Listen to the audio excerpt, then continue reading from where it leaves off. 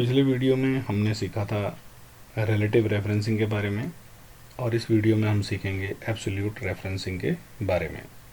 Absolute referencing का मतलब है एब्सोल्यूटली एक ही सेल, वही सेल। चलिए देखते हैं, समझते हैं। यहाँ पर मैंने कुछ सेल्स में कुछ वैल्यूज़ लिखी हैं। अब मैं यहाँ पर एब्सोल्यूट रेफरेंसिंग लिखता हूँ। एब्सोल्यूट रेफरेंसिंग के हिसाब से मैं यहाँ पर लिखता हूँ A1, तो $A$1। ये $A$1 भी A1 ही है। रिलेटिव रेफरेंसिंग में डायरेक्टली A1 लिख दिया जाता है, लेकिन एब्सोल्यूट रेफरेंसिंग में एक्सेल को बताने के लिए कि यूज़र एब्सोल्यूट रेफरेंसिंग के फॉर्मेट में लिखना चाहता है तो $A$1 लिखा जाता है। डॉलर रो के और कॉलम के आगे डॉलर लगने से डॉलर साइन जो है ड्रैग के दौरान फॉर्मूले को चेंज नहीं होने देता। यहाँ पर 10 वैल्यू आया। चलिए मैं इसको फार्मूला मोड में ले जाता हूँ। फार्मूला मोड में आया, मैं ये सेल पर आया, मैंने इसको नीचे ड्रैग किया। अगर रिलेटिव होता तो ये A2 हो जाता, ये A3 हो जाता, ये A4 हो जाता, लेकिन ये एब्सोल्यूट रेफरेंसिंग है, इसलिए यहाँ पर कोई भी सेल, कोई भी रो चेंज नहीं हो पाएगी, तो सब में $A$1 ही आएगा। यानी कि सब के सब सेल, ये सारे सेल A1 को टारगेट कर रहे हैं। अगर मैं यहाँ पर वैल्यू बदल दूँ तो ये सबकी वैल्यू भी बदल जाएगी, क्योंकि ये सब के सब A1 को टारगेट कर रहे हैं। अगर मैं इसको कॉलम वाइज, इसी फॉर्मूला को अगर मैं कॉलम वाइज ड्रैग करूँ तो क्योंकि कॉलम A के आगे भी डॉलर लगा है तो ये भी चेंज नहीं होगा। एब्सोल्यूट रेफरेंसिंग का मतलब है वो उसको चेंज नहीं होने देगा।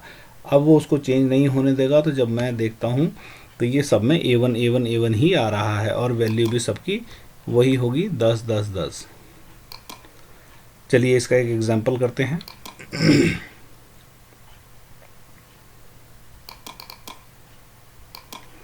मैंने A1 सेल को खाली छोड़ा और यहाँ पर मैंने कहा equal to A1 plus $A$1, और मैं इसको फार्मूला मोड में ले लेता हूँ और इसको मैंने नीचे ड्रैग किया। तो देखिए पहले वाला A1 जो है वो रिलेटिव फॉर्मेट में लिखा हुआ है और दूसरा वाला जो है वो एब्सोल्यूट फॉर्मेट में लिखा हुआ है। तो जब मैं इसको नीचे ड्रैग करता हूँ तो मैं क्या पाता हूँ कि A1 तो A2 हो जाएगा, A3 हो जाएगा, लेकिन $A1 ही रहेगा। ये देखिए, ये यहाँ पर A1, A2, A3, A4, A5 हो गया है, लेकिन ये A1 ही रहा है, ये चेंज नहीं हुआ है। अब मैं अगर यहाँ पर इस खाली सेल में कोई वैल्यू लिखूँगा, मान लीजिए 2 या 3, 2 लिखता हूँ, तो यहाँ पर क्या आएगा? यहाँ पर आएगा 2, A1 का 2 प्लस A1 का 2, 4, और यहाँ पर आएगा A2, यानी कि यहाँ पे 4 था, A2 पे 4 हो गया था, तो 4 प्लस A1 का 2, 6, और फिर यहाँ पर आएगा A3, यानी कि यहाँ पे 6 था, 6 और प्लस A1 का 2, 8।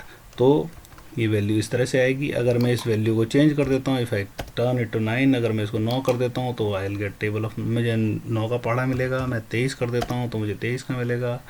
यदि मैं यहाँ पर कोई बड़ी संख्या रख देता हूँ तो मुझे वो बड़ी संख्या का टेबल भी मिल जाएगा। चलिए एक और एग्जाम्पल इसका करते हैं।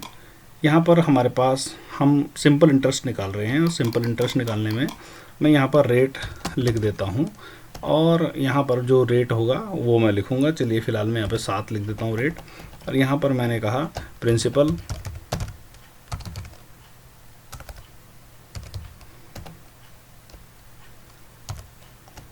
टाइम और सिंपल इंटरेस्ट।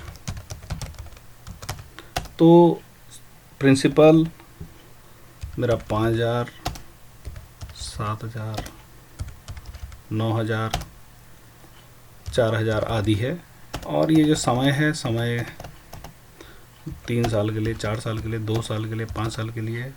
अब मुझे इंटरेस्ट निकालना है, तो इंटरेस्ट होता है मूलधन गुणा दर गुणा समय बटे 100। तो मैं यहाँ पर कहता हूँ कि मूलधन गुणा दर, जो कि दर ये है, दर मेरा B2 है, गुणा समय मेरा ये है, बटे 100 कर देता हूँ, तो मुझे ये आंसर मिल जाता है। लेकिन अगर मैं इसको ड्रैग करूँगा तो मेरा आंसर बाकी सेल्स के लिए गलत हो जाएगा। क्यों? क्योंकि मैंने इसको रिलेटिव रेफरेंसिंग में रखा है तो रिलेटिव रेफरेंसिंग में फार्मूला हो गया चेंज, B1 का B2 बन गया, जो कि B2 यहाँ पर खाली है, और ये B3 बन गया, B3 भी खाली है, B4 भी खाली है। तो यदि मैंने यहाँ पर इस फार्मूले को रिलेटिव रेफरेंसिंग में, इसे फार्मूला बार कहते हैं, हम यहाँ से भी फार्मूला बदल सकते हैं। तो यहाँ पर से अगर मैं फार्मूला को पहले ही $B $1 रखता और यदि मैं उसके बाद इसको ड्रैग करता, तो मेरा आंसर बिल्कुल ठीक होता। मैं वैल्यू मोड में जाकर आपको दिखाता हूँ। ये देखिए, अगर मैं यहाँ पर इस इंटरेस्ट रेट को चेंज करता हूँ तो ये सब पर लागू हो जाएगा, यदि मैं इसको बदलता हूँ तो यह सब पर लागू हो जाएगा। तो यहाँ पर देखा हमने, जाना कि एब्सोल्यूट रेफरेंसिंग कैसे काम करता है।